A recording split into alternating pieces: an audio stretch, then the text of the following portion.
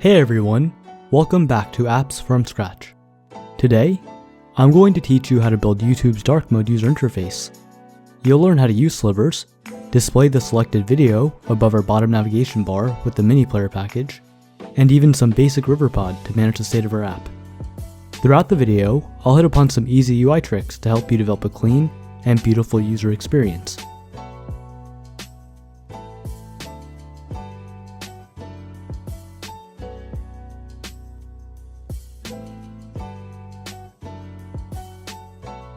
Make sure to smash the like button and subscribe, as it really helps out the channel.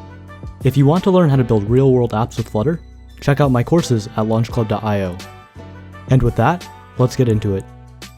I've linked the starter project below containing all the mock data you need to follow along. Make sure that you're on the starter branch and download the zip file. Once you open up the starter project, you'll see two files, main.dart and data.dart. Inside main.dart, the first thing we do in our build method is set the preferred orientation to portrait up, so users won't accidentally change their orientation to landscape. Next, we return a material app and set the title to Flutter YouTube UI. We hide our debug banner by setting debug show checked mode banner to false. And then we specify our theme data, where we set our brightness to brightness.dark, so this app is going to be in dark mode. And then we also set our bottom navigation bar theme to have a selected item color of colors.white. And here we set home to scaffold. Inside data.dart, I've defined a user class at the top of the file. And this is so I can create the current user, and the user has a username, profile image, and a subscriber count. This is all information we're going to be displaying in the app. Next, I've created a video class, and a video has all of these different properties that we need to be aware of. If we look at the simulator, you can see we have 3 videos here. And these videos are defined inside of our videos list right here. First we have the Clubhouse clone, then build Flutter apps fast, and then Instagram stories on the bottom. When a user taps on one of these videos, we see the video information, and then underneath the author's information, we can see a list of suggested videos. And these suggested videos are defined in this list down here. Let's go to our pub spec, and I've set the environment to 2.12.0, so this project supports null safety. And the 3 dependencies we have are Flutter Riverpod, Miniplayer, and Time Ago. We're using Riverpod for some basic state management, because when you select a video, you can see it changes at the top here. When you turn the video screen into a mini player, you can see we have the video at the bottom, and whenever the user selects a new video, it changes the player. Using Riverpod is great for this app because we need to know which video is selected at all times. If you've never used Riverpod before, don't worry because it's really easy to use. Next we have Miniplayer, and Miniplayer allows us to have this container down here, and when we drag it up or click on it, it expands into our video screen. When the user taps on the button in the top left to minimize the video screen, it animates back into the mini player. And this is a great package because it does exactly what we need, and we don't need to waste any time reinventing the wheel. Finally, we have the Time Ago package, and this just allows us to change the date times that each video has. So for example, we have date time 8/7/2020 on the Facebook clone responsive UI tutorial. And if I actually go to that video, we can see it says 8 months ago. And so the Time Ago package is converting this date time into a time ago string. The last thing I added to our pub spec is an asset, and this asset is the YouTube logo dark inside of our assets folder. And that's just the YouTube logo for dark mode. We use this logo in our app bar. The first thing we're going to work on is our bottom navigation bar inside of our navigation screen. Let's make a folder called screens, and the first file here will be navscreen.dart. This is going to be a stateful widget called navscreen, and we need to import material. Let's return a scaffold, and now go back to main.dart, and we can switch out the home widget here for navscreen, and import that. To create a bottom navigation bar, we can add bottom navigation bar to our scaffold widget. Bottom navigation bar. And we need to define some items. The first item is going to be bottom navigation bar item. And then we'll set the icon to icons.home outlined. And the label will be home. We also want to set an active icon for when the bottom navigation bar item is selected, and this will just be icons.home. So when the item is not selected, we'll see the outlined icon, and then when the item is selected, we'll see the filled in home icon. Let's duplicate this 4 times. And when we hit save, we can see our selected home item on the bottom. Nothing happens when we tap the other icons, and that's because we didn't set up the onTap method yet. Before you do that, we should set up the correct icons, so Explore, Add, Subscriptions, and Library. We'll have icons.explore outlined, and then Explore. Then we have Add Circle outlined, Add Circle, Subscriptions, outlined, and Subscriptions.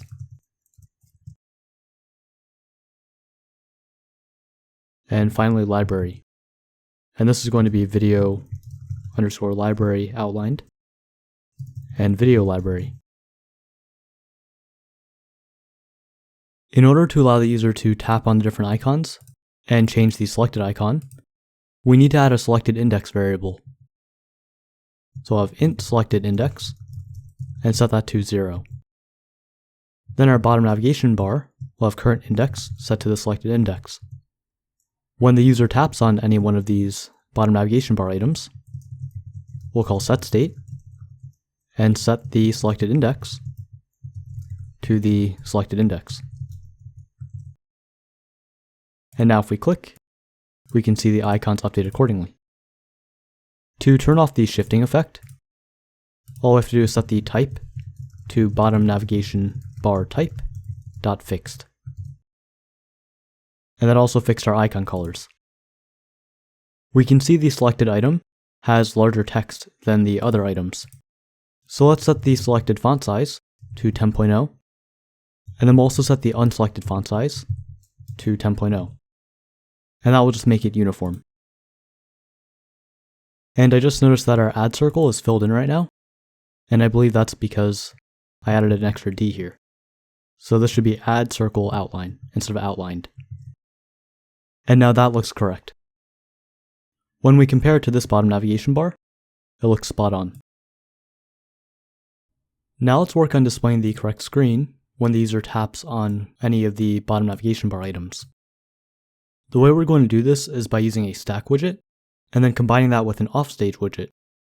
The stack widget will allow us to stack all 5 screens on top of one another, and then the Offstage widget will hide all the screens except the screen that is currently selected. This is really useful for when you're building apps that need to have multiple navigation stacks. So if you were to navigate inside the home screen, and then switch to the library screen and navigate in that screen, your app is going to be able to remember the navigation stack for each one of these screens. Let's scroll up, and we need to make our items constant, so they don't re-render whenever we reload this build method.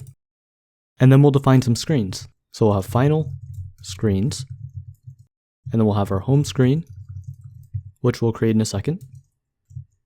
And then we'll have const scaffold, body, center child, text, explore.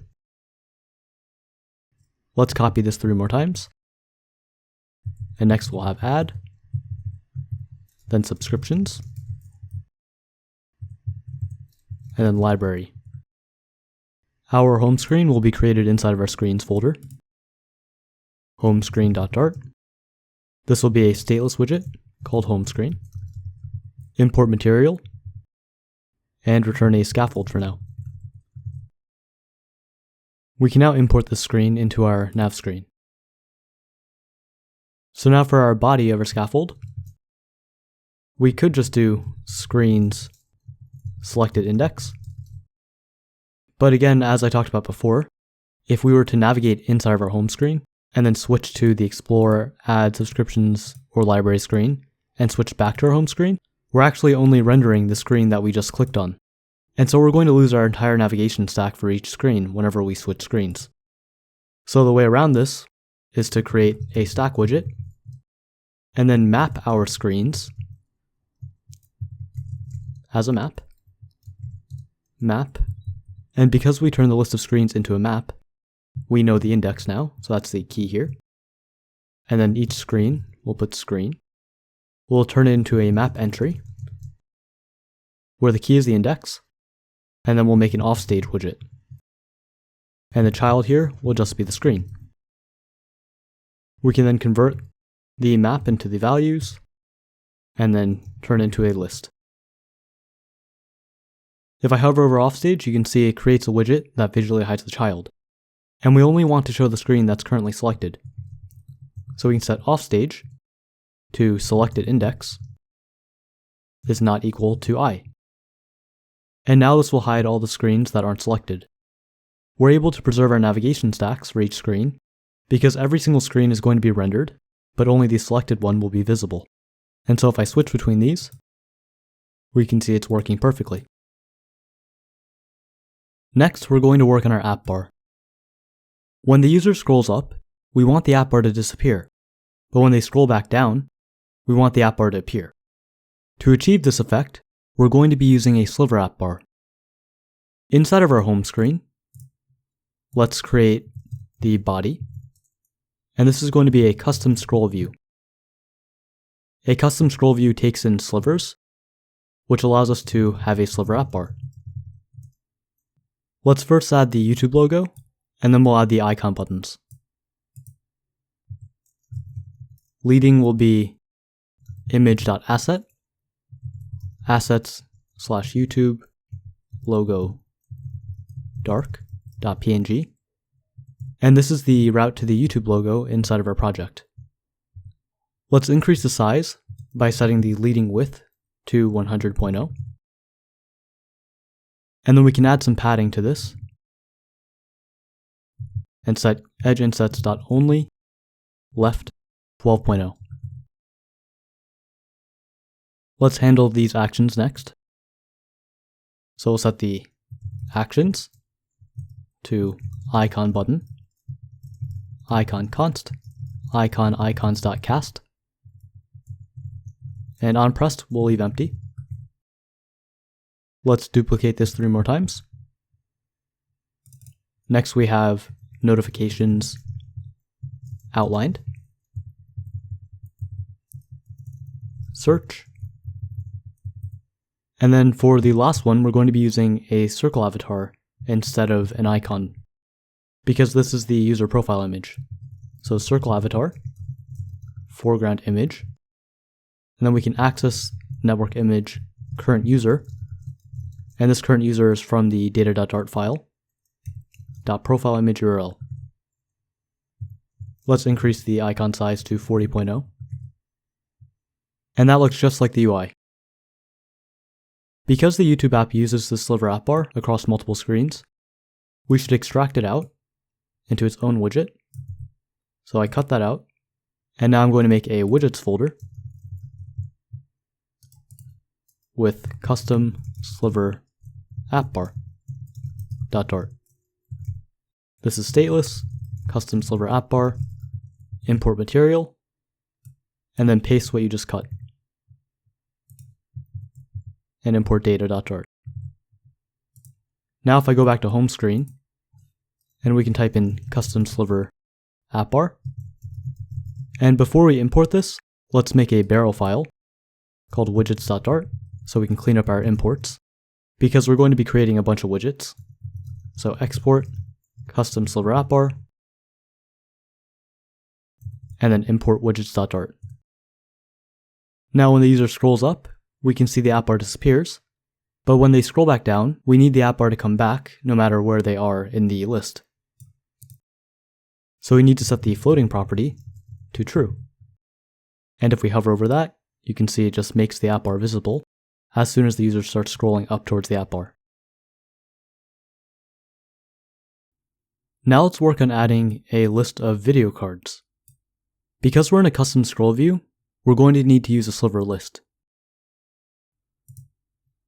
Inside of home screen, after our custom Sliver App Bar, we can create our SliverList, and this will have a delegate called Sliver Child Builder Delegate. This gives us back context and index, and we can use this to actually build each video card, similar to a list view builder. We'll get the video with final videos equal to videos index, and videos is from data.dart. Then we can return our video card, where we pass in the video. Remember to set the child count to videos.length. Video card is going to be defined inside of our widgets folder.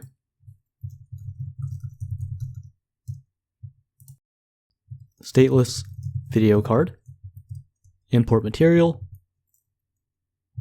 and now in widgets, we can export it, and then have it take in the video.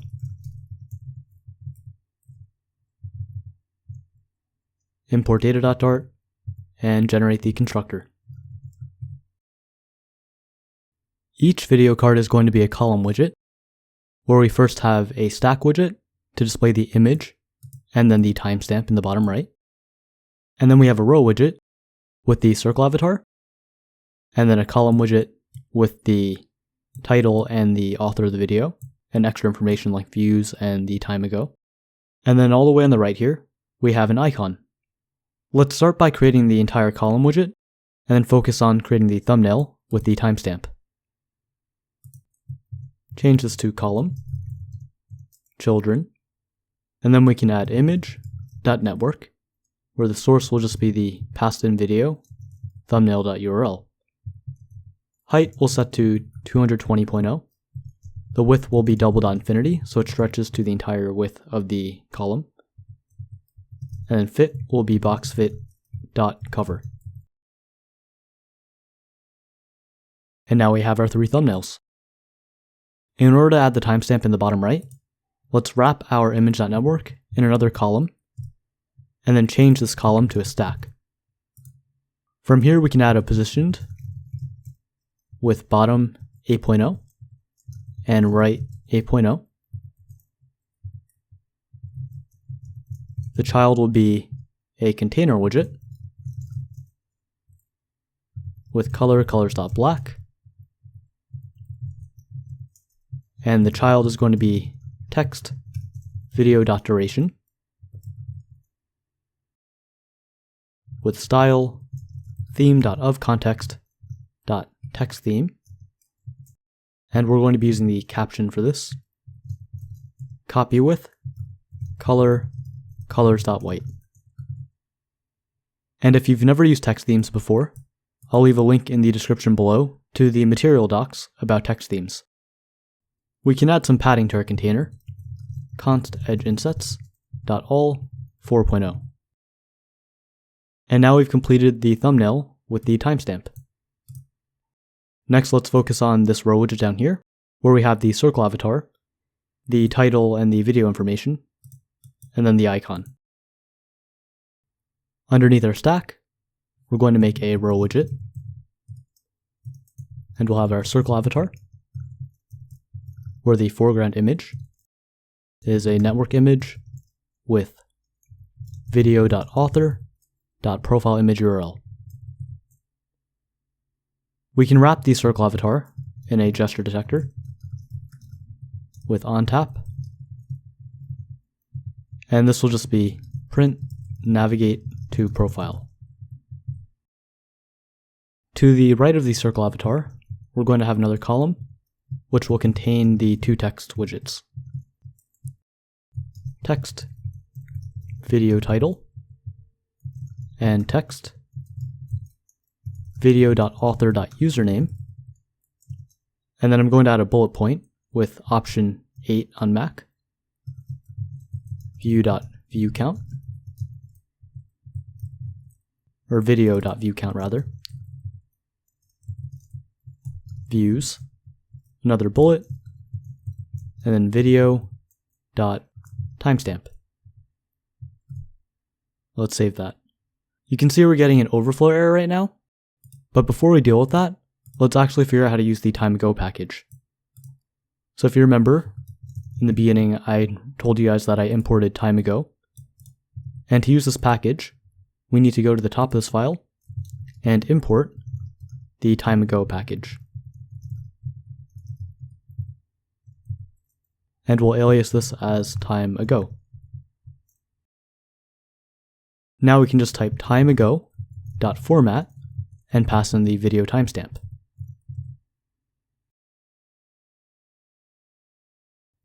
Let's set the cross-axis alignment to cross-axis alignment.start. So that way both text widgets will be aligned to the left. And then to fix the overflow errors, we want both these text widgets to overflow to up to 2 lines, and then truncate with ellipsis. We need to wrap each one of these text widgets inside of flexible.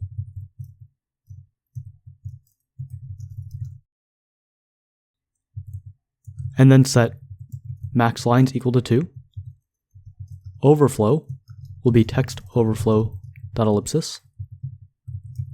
And do this for both of these. We then need to set the column's main axis size to main axis size.min. And that's going to make sure the vertical height of the column is as small as possible. Then we can just wrap our column inside of an expanded widget. And that fixes it. Let's style both of these text widgets by setting style theme.of context text theme body text 1 dot copy with font size 15.0. And then the username, view count, and the timestamp will be texttheme.caption with font size 14.0.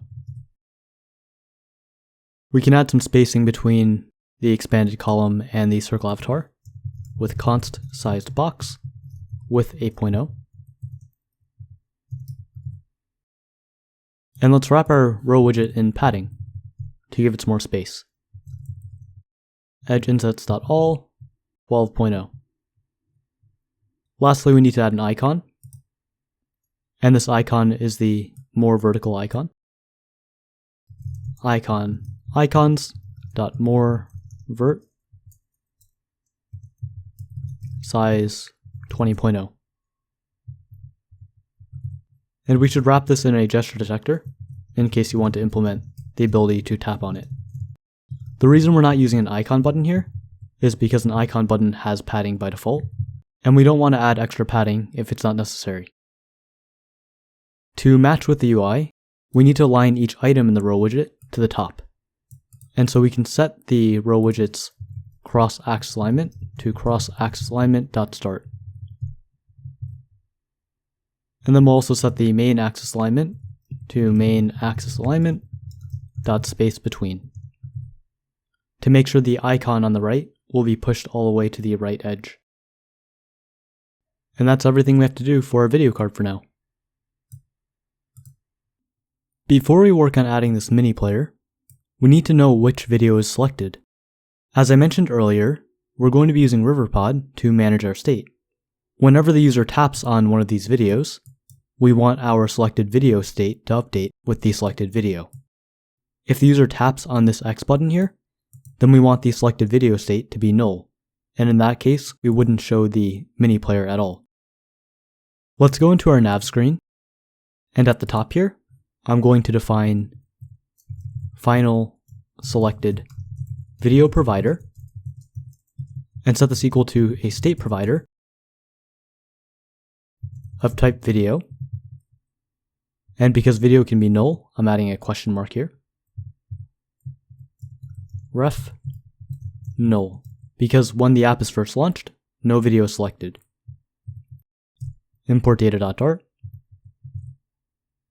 And this is the key to managing our state.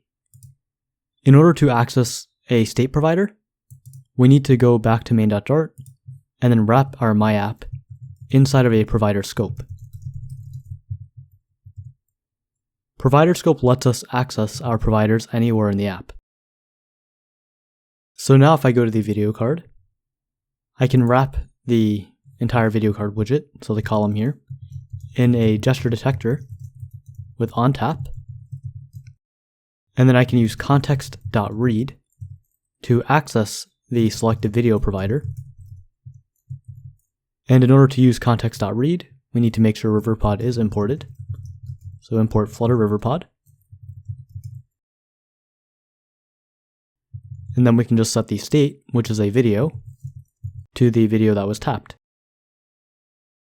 To make sure this is working properly, let's go back into our nav screen. And we're going to wrap our stack inside of a widget called consumer. And this consumer has a builder, which gives us back a build context, something called watch, and then the last callback parameter is a widget, but we're not going to be using that, so that can just be an underscore. Let's move our stack into this, and then return our stack.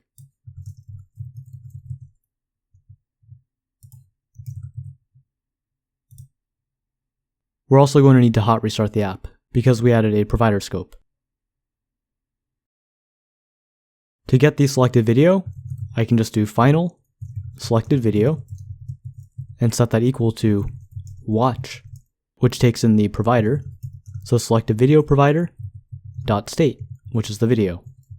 And I'll print out the selected video right here. Now if I go to the debug console and clear that, whenever I click on one of these videos, we can see it's updating the console. And so what this line means is whenever our selected video provider is updated with a new video selected, we rebuild this section of our UI.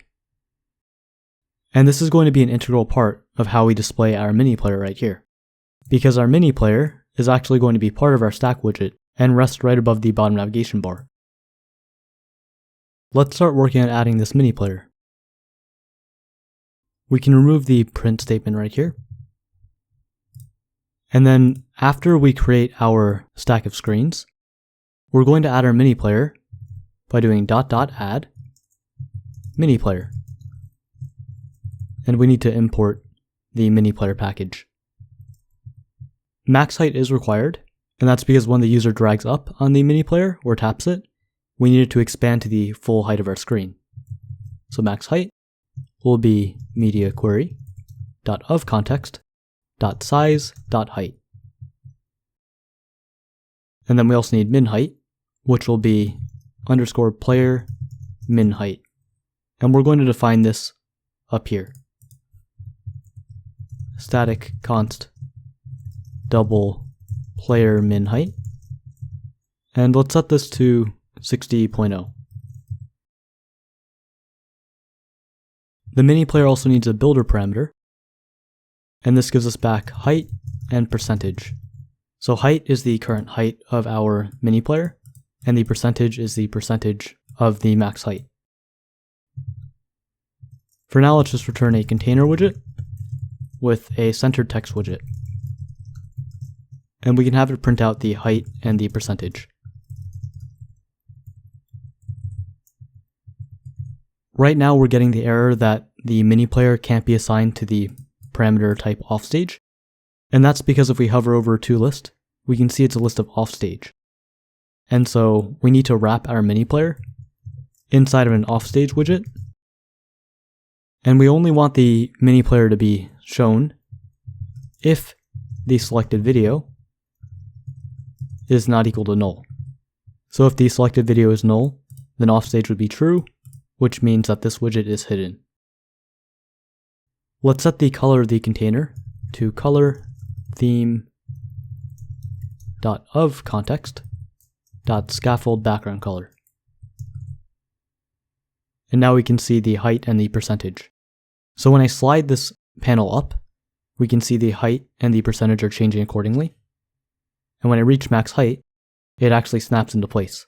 And then I can either tap or drag down to make the mini player the min height. The first thing we have to check in our builder is make sure that selected video is not equal to null. Because if it is equal to null, we're not going to be able to load the data. So here we can return a constant size box.shrink. If we hot restart the app, you can see that the mini player is gone, and that's because selected video is null. If I tap on one of these videos here, we can see the mini player appeared, because we've selected a video. Now we're ready to start working on this. The mini player has a height of 60, and it's a column widget because we show a linear progress indicator underneath this row widget. The child of the container is going to be column, children, and let's first add the linear progress indicator. Linear progress indicator, value is 0.4, and then to set the color, that's just value color, always stopped animation, color, colors.red. And now we can see the indicator appeared. Let's add in our row widget, row children. We have our image network, selected video, .thumbnail URL to show the thumbnail. The height will be the player min height minus 4.0, and the reason we subtract 4.0 here is because if we don't, and we just allow the image to appear, we get an overflow error of 4 pixels. And that's because the linear progress indicator is 4 pixels by default. So we need to minus 4.0 to make sure it fits. The width will be 120.0, and fit is boxfit.cover. Next we're going to have some text here, so the title text, and then the author of the video. Because we need to truncate the text again, this is going to be very similar to what we did for the title text and the video information text in the video cards. So let's go there, and then copy the expanded code. Go back to nav screen, and we'll paste it right after this. Replace the video with selected video. And again, selected video is just from our selected video right here, which we got from our consumer widget. And then used watch to get the selected video provider state. We can remove the rest of this here. And we only want a max line of 1 for each of these. So we don't actually need to define it, because by default, each text has a max line of 1. Let's edit the style with texttheme.caption, copy with font weight, and this is going to be font weight 500, and the color will be colors.white. And then we can copy the font weight here and make sure the username matches. Let's wrap the column in a padding widget. And that looks much better. All we have left is to add our 2 icon buttons, so the play and then the close icon. Icon button, const icon, icons.play arrow, and the onPress will be empty. Let's copy this, and this one will be icons.close. Now for this onPressed, when we click the X here, we want our mini player to be dismissed.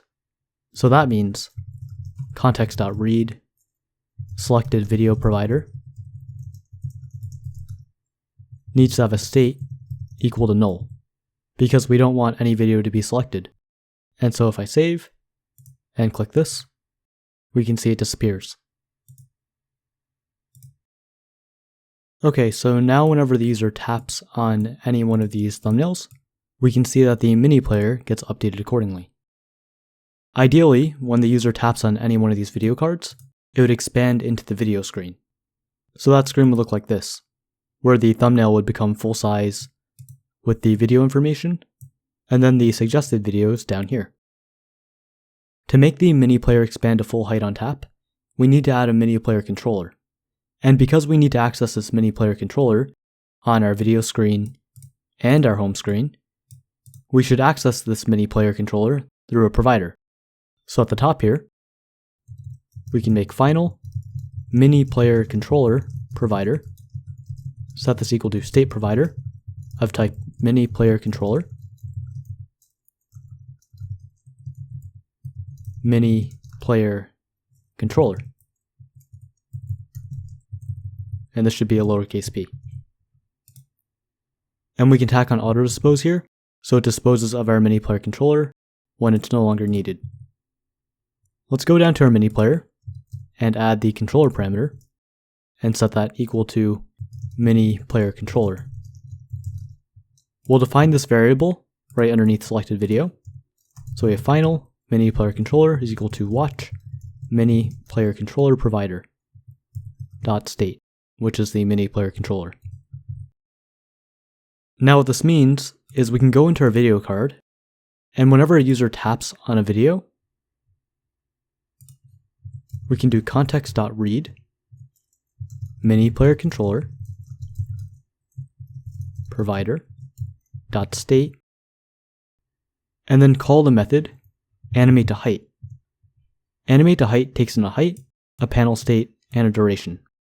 We care about panel state. Let's define state and pass in panel state dot max, which will make our Miniplayer expand to the full height of our screen.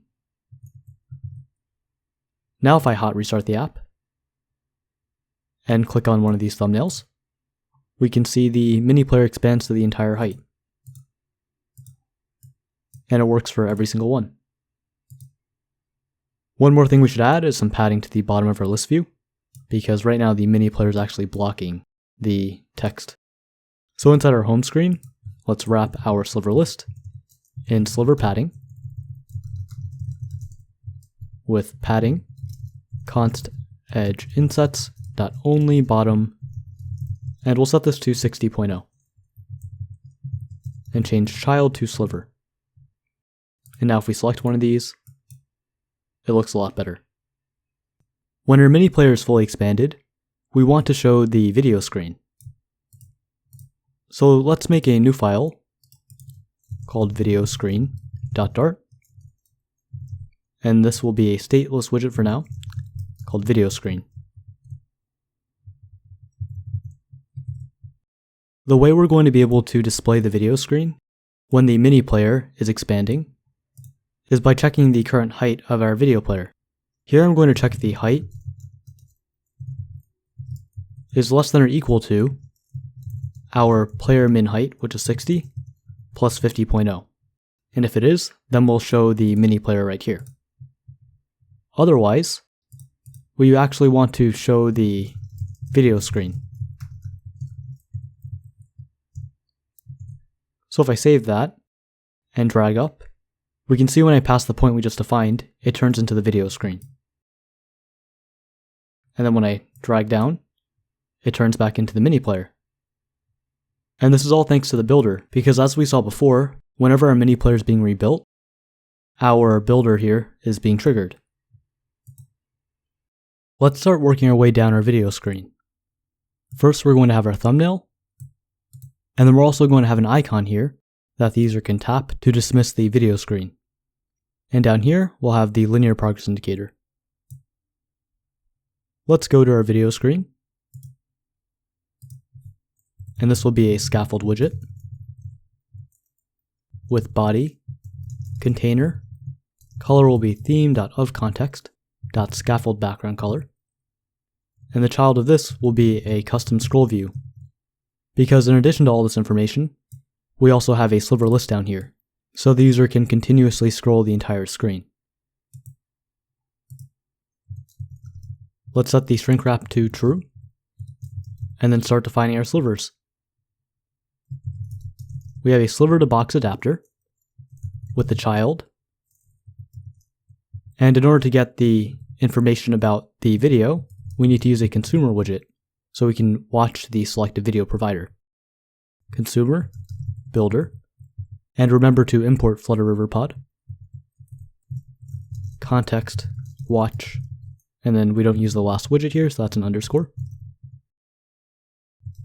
We get the selected video, watch selected video provider, dot state, and then we can return a column widget, where the first item in the column is going to be a stack widget, image.network, selected video, thumbnail URL, height is 220.0, width is double.infinity, and the fit is boxfit.cover, just like before. To make sure our thumbnail doesn't collide with the status bar, we can wrap our column in a safe area. Let's add the icon button in the top left. Icon button, icon, const icon, icons.keyboard arrow down. We'll set the icon size to 30.0, and then the onPressed is going to call context.read Miniplayer controller provider .state, so we get access to the Miniplayer controller. And then we can call animate.height, but this time we set the panel state to min. So now if I tap the icon, we can see the panel shrinks down. Underneath our stack widget, let's add the linear progress indicator. And because we wrote this before, we can just go back to our nav screen and yoink this block of code right here.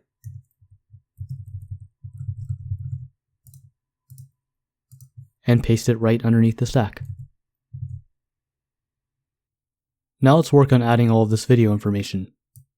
We're going to make a widget called video info, and we'll break it up into 3 parts. So we'll have the text information up here, then the row of actions, and then the information about the author of the video. Let's make a new widget inside of the widgets folder called videoinfo.dart.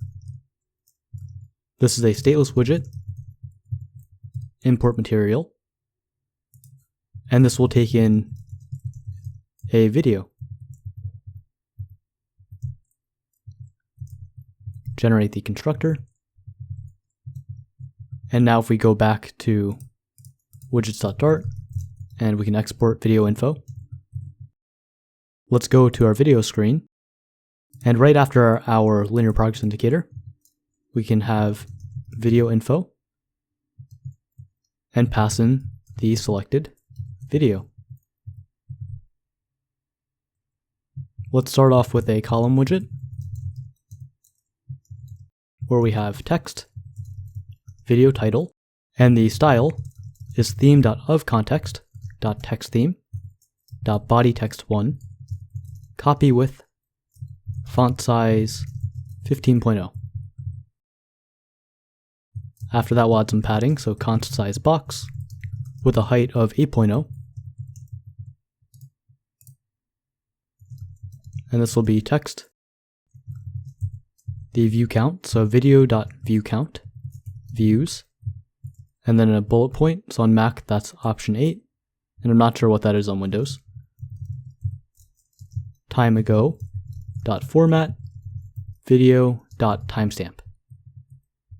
And if you remember from before, to get timeago, we need to import the timeago package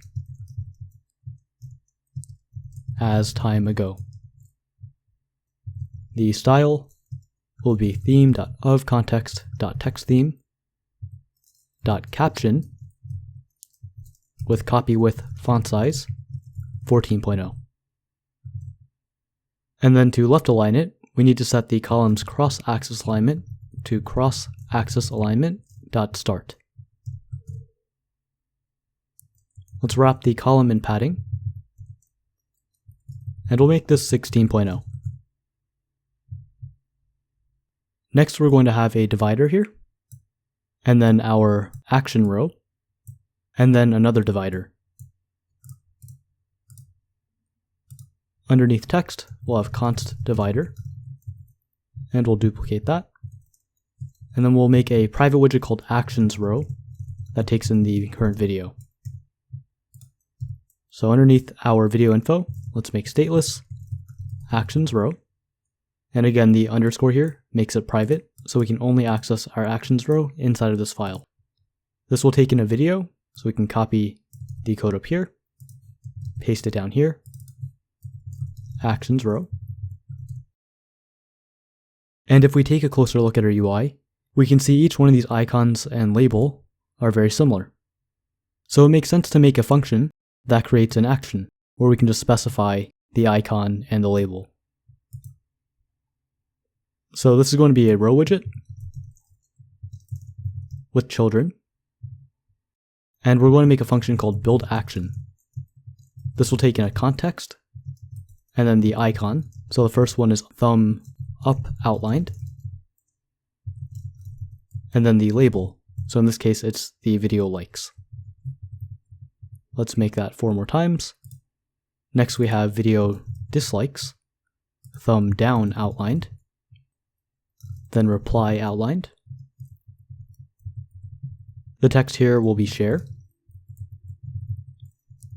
This will be download with the download outlined icon. And the last icon will be library add outlined. Save. Build action returns a widget, takes in build context, context, icon data, icon, and string label. We can return a gesture detector because we're not using an icon button for this. And that's because we're not able to add a label to the icon button. So child, column, children, we have icon, and we pass in the icon. We're going to have a sized box for some padding, height 6.0, and then the text label. So label with style theme.ofcontext.texttheme.caption.copywithcolors.white. And let's set the column to have main axis size min. And in addition to that, we can set the row to have main axis alignment space around. And so that way they spread out. And that looks perfect. To wrap up our video info, we can just work on adding the author information to the bottom of our video info.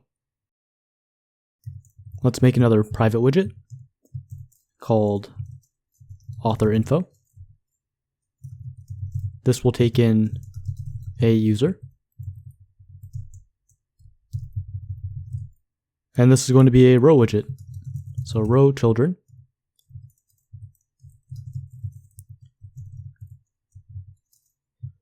We first have our circle avatar with the foreground image, network image, user.profileimage URL.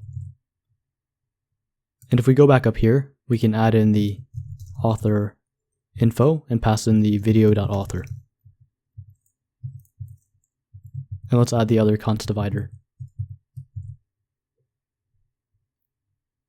After this, we're going to show 2 text widgets, and we want both of these lines to have a max line of 2, and then truncate, just like our video cards.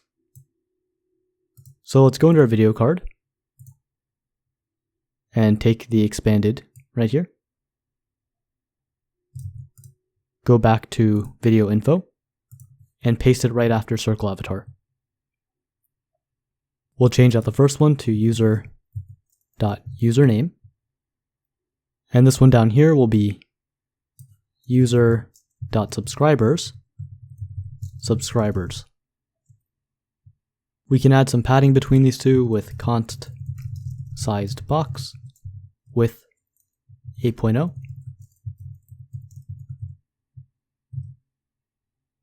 And lastly, we need to add our text button to the right side. So text button on pressed. Child is a text widget with subscribe. And then we'll style the text. So theme.ofcontext.texttheme, body text 1, copy with, and we'll set the color to colors.red.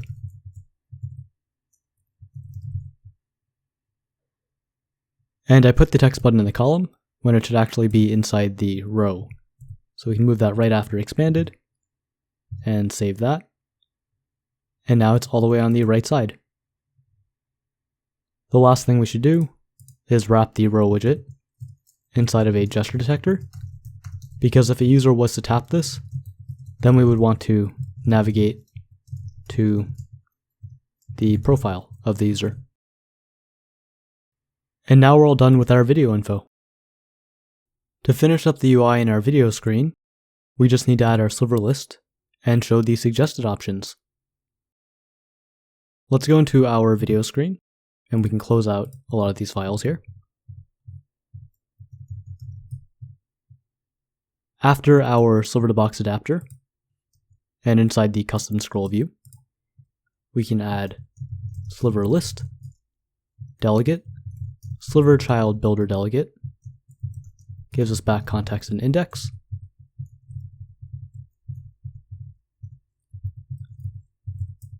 We get the video from suggested videos, index, and then we can return a video card and pass in the video. Remember to set the child count to suggested videos.length.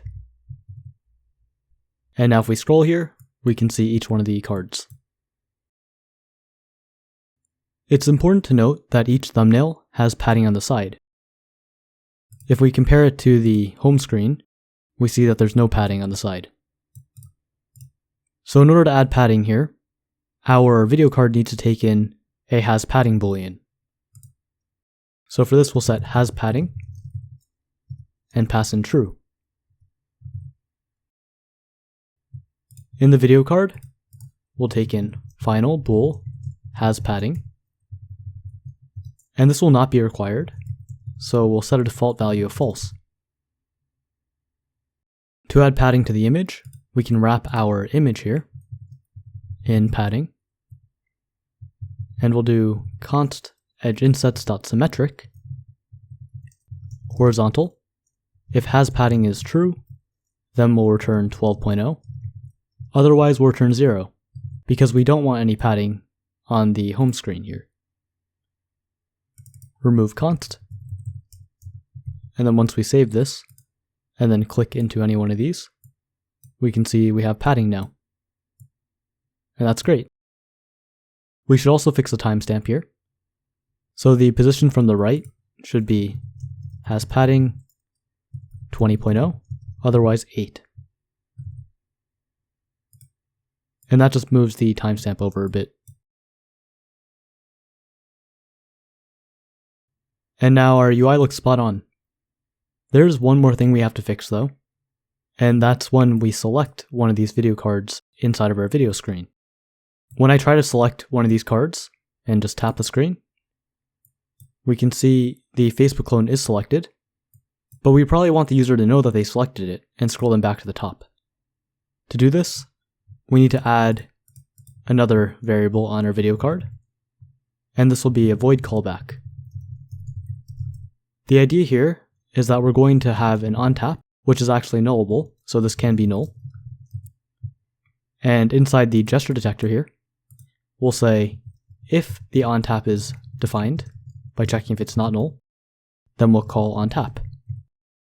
And in order to call this, we need to put an exclamation point.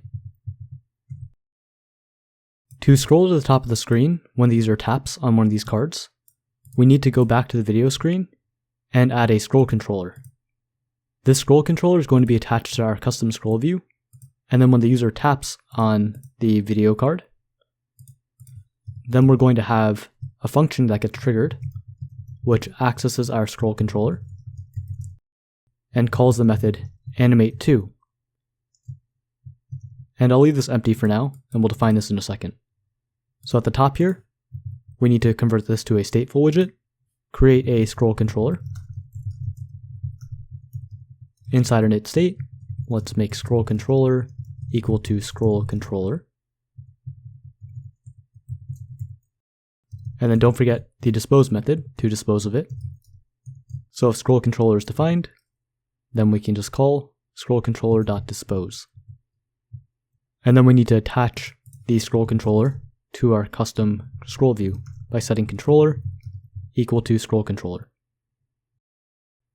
Now down here, we can call scrollController.animateTo, passing in the offset, which will be 0, because we want it to scroll to the top of the screen. The duration is going to be const duration, and we'll set this to 200 milliseconds. And then finally the curve is going to be curves.easeIn. Let's save and hot restart. And now if I click on one of these and I scroll down, when I tap on Chat UI, we can see the video screen scrolls to the top. If I click any one of these, it scrolls me back to the top. And this allows the user to know which video is selected, instead of just selecting the video and then not letting them know that they selected a new video. When the user taps on any part of the video info, the mini player automatically shrinks down to the minimum size. To prevent this from happening, we can wrap our scaffold widget inside of a gesture detector. And so this is going to override all taps on the video screen. And we can just call context.read, access the mini player controller, and call animate to height with state panel state.max. And so that way, if I click into one of these and click around now, the screen does not minimize. We can only get out of the screen now by tapping the top left button. And that's all for this video. You just learned how to build YouTube's user interface. You learned how to create a Sliver App Bar, a bottom navigation bar, video cards, and then we use the awesome Miniplayer package to get this great animation when selecting a video. You learned how to use Riverpod to manage the state of our application and show the selected video. If you're interested in expanding on this project and implementing the video player, you should check out my Netflix UI tutorial or my YouTube API and video player tutorial, which I'll link in the description, or you can tap the cards in the top right. I show you how to play YouTube videos in both those videos. If you enjoyed, remember to leave a like, comment, and subscribe. For full stack Flutter Firebase courses, check out my courses on launchclub.io. Thanks for watching, and I'll see you in the next one.